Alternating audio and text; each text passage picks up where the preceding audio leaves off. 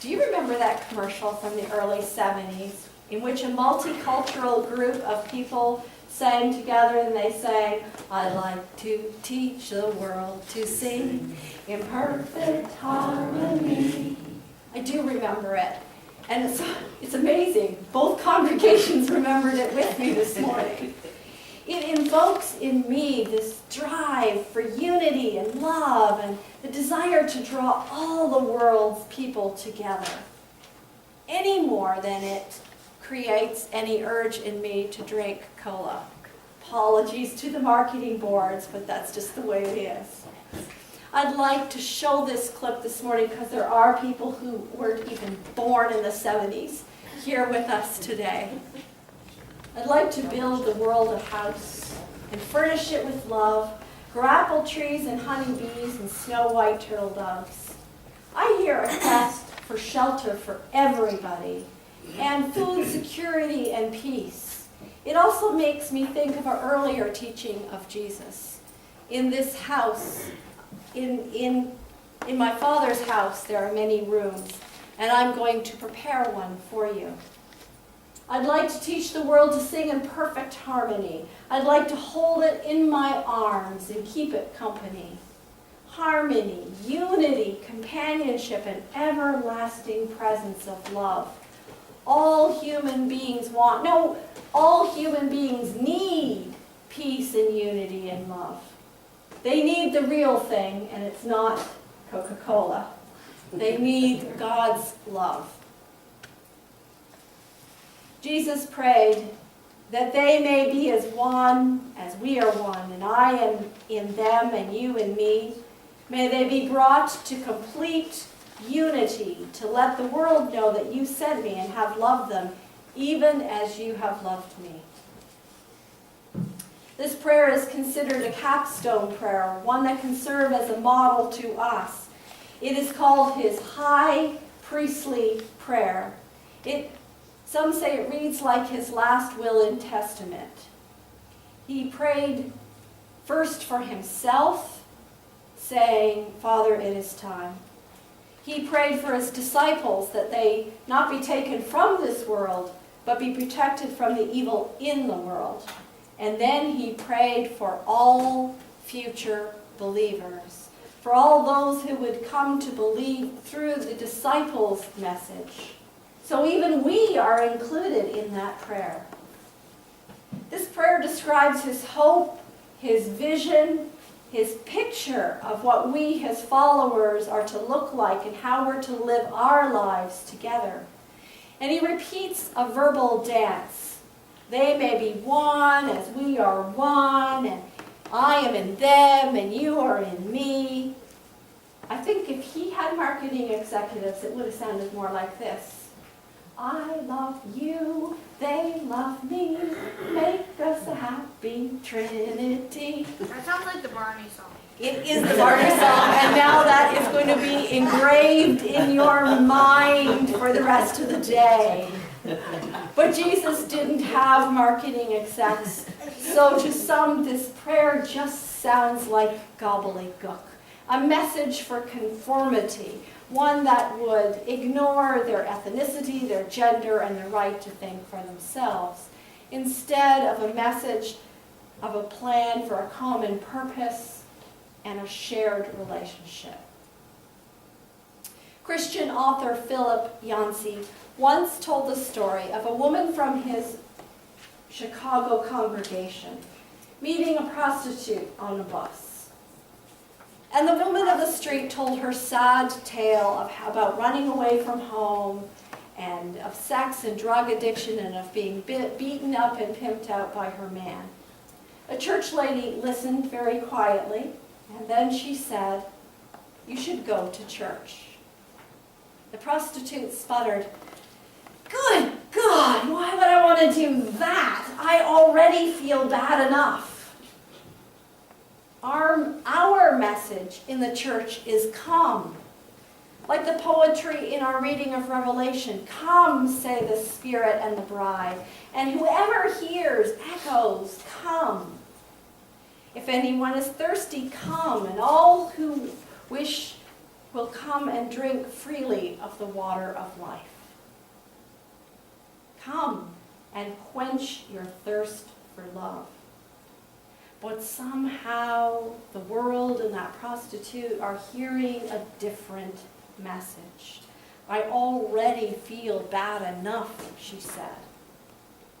She apparently believes that if she goes to church, she will hear bad news and not good news. That she'll hear and feel rejection and not acceptance. And that she will receive a death sentence, not the gift of the life's water. She's not alone in this interpretation. The Quadrennium Project, which is a national survey run by Mission Insight, which provides current, local information about religious affiliation and churches like ours in particular, says that the 54% of the people in our neighborhood, this Severn neighborhood, who aren't in church with us today, think that the church as an institution is untrustworthy, judgmental, and too focused on money. In the book on Christian, researchers found that most non-Christians perceive the church as hypocritical, insensitive, and judgmental. One respondent put it like this: most people I meet assume that Christian means very conservative, entrenched in their thinking, anti-gay, anti-choice, angry, violent, illogical, empire builders, and they want everyone to convert, and they will not live peaceably with anyone who doesn't believe as they believe. How did the message of the man who went out intentionally to welcome and include others into God's love come to this? How did the message of a man who gave his life on the cross to bring us all into God's love, giving himself to death and not to violent conflict that divides, how did that man's message come to be untrustworthy and judgmental and focused on monetary wealth? When the Severn Council of Leaders met a couple of weeks ago to do some long-term planning, we watched a CBS program, Religion and Spirituality in a Changing World. And in this program, author Reverend Lillian Daniel said that at some point, progressive open-minded Christians gave up talking about their faith because they didn't want to be associated with the heavy-handed evangelists. They gave up the public square to one small contingent form of Christianity. Daniel hopes for a community of faith that's open to the diversities of views and yet still holds to our traditions of something bigger and more powerful than us. She wrote her book so that smart people who are going to church would have the vocabulary to describe what they do and why it matters. We need to find a way to translate our message of hope and love and acceptance into a language that people who are unchurched, people who can't hear our church speak, will be able to hear us with understanding. Do you know, when I hear people speak of their faith most clearly? At funerals.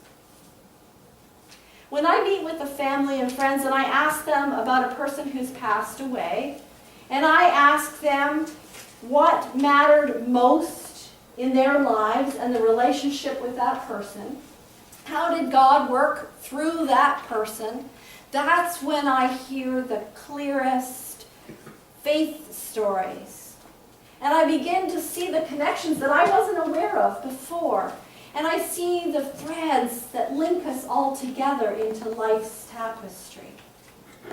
I hear the stories of unity. For example, I heard wonderful stories a couple of weeks ago on Virginia Lee and how she not only adopted her son, but seemed to adopt into their family all of the children, the long string of children that came and ate around their kitchen table. And I heard about Charlie's deep connection to nature and care for the beach creatures. And I heard how Patty lifted the spirits of all with whom she crossed paths, and yet kept them grounded in their faith. We can't wait to the end of somebody's life to say how we've experienced God's love through their lives and through the life in general in the world. We can share our own experience of Christ's power at work. One way to do this is to stop boxing God up into Sunday mornings. To realize that God and Jesus and faith are not separate, holy parts of our lives, but as natural as breathing and as gathering for a meal around the kitchen table. Then we can start talking about our faith simply and straightforwardly, as if we were talking about what we had for dinner last night or what we did over the weekend. And we can start having these conversations of faith with people who are outside of our church family, so that the conversations will just flow as easily as if we were talking about the movie that we saw last night or how our sports team is doing. The thing that Yancey's church lady didn't realize is that the prostitute didn't have to go to church. The church had come to her when that lady listened to her and spoke of God's healing love. We don't have to bring everybody into our church building. Well, that would be good too. Before we start to make a positive difference in their lives by faith. By acting in Christian love, by sharing God's love, we bring them into community and into Christ's love. It's our call to unite the thirsty with the living water. Unity is about sharing love. The Beatles sang, "Love, love, love, all you need is love." And the Carpenters sang, "What the world needs now is love, sweet love." We respond to that human drive to share the real thing, God's love, by living out Jesus' hope for us. We sing, "We are one in the Spirit, we are one in the Lord." And we walk with each other, we walk hand in hand. And we work with each other, we work side by side. And we talk with each other, and we share the stories of our lives. And they will know we are Christians by our love, by our love. They will know we are Christians by our love. Amen. Amen.